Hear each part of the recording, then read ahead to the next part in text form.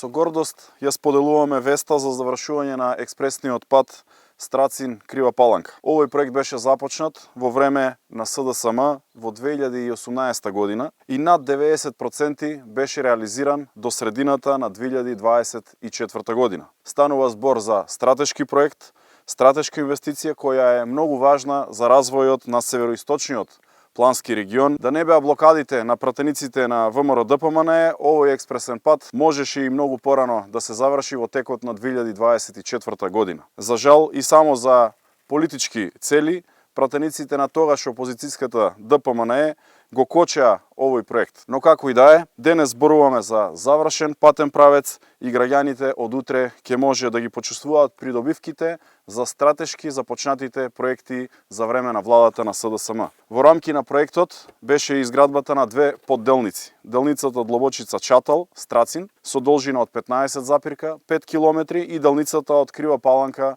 до Длобочица, со должина од 10 км. Или вкупната должина на овој експресен пат изнесува 25,5 км.